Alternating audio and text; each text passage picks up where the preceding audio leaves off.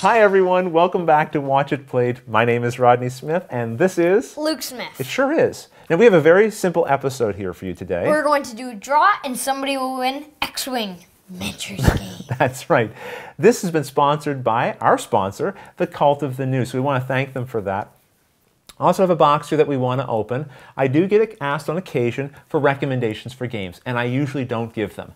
Not because I'm a big jerk, at least I hope that's not the reason why, but because I really struggle with the idea of telling somebody else what game they're going to like. I really don't know what game you will like. And even if I did, what if your game group doesn't like it? Then I've just recommended a game that you're not really ever going to get to play and enjoy.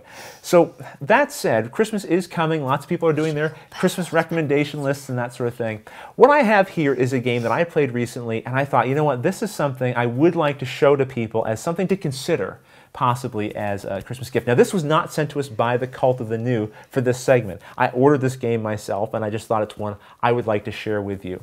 Okay, but let's do this draw first, shall we? Yes. Okay, I'm going to tap the screen here. That's going to give us a random number. Luke's going to look up that random number on the list here and tell us who the winner is. All right, here we go.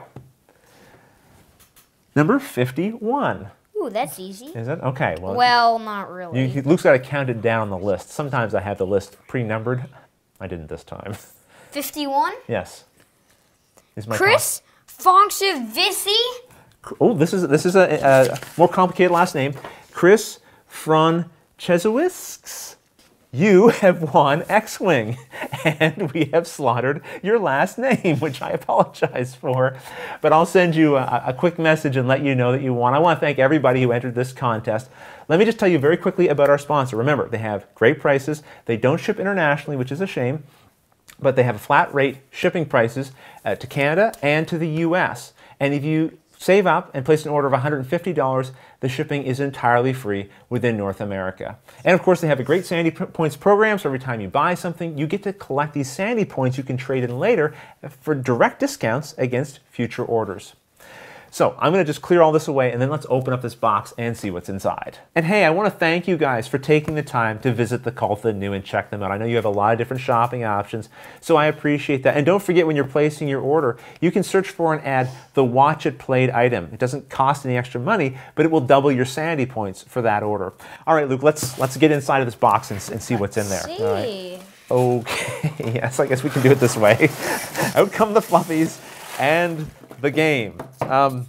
Wow, lots of fluffies! The game is called The Magic Labyrinth. It's not guaranteed to come with this many fluffies, but it may. It is! Okay, I'm going to open this box up and show you what's inside. Rather than just show you the components of the game, Luke and I decided we'll show you a round of play. Now, he hasn't actually played before, so he's going to be learning at the same time that you are.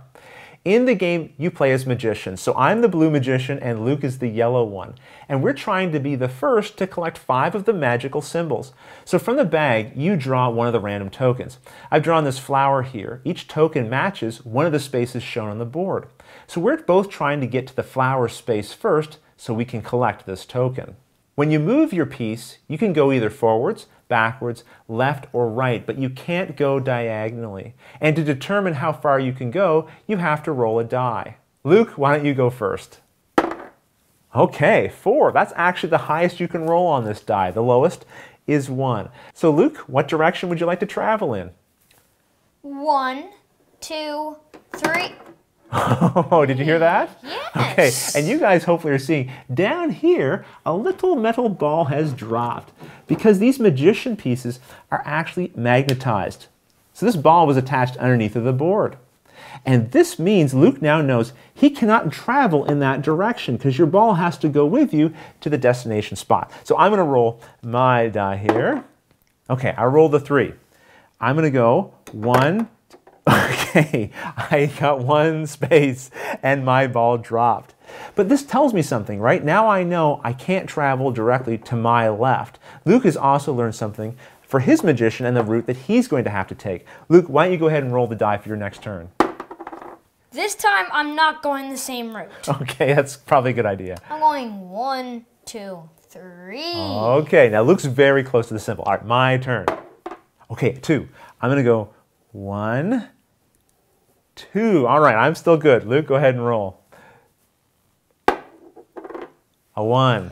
Oh, I gotta hope there's a wall right here blocking you that you can't see. Well, I hope there isn't. Hey, look at that. So Luke made it and the ball didn't drop, so he gets to collect this token. Then we would just draw another token from the bag.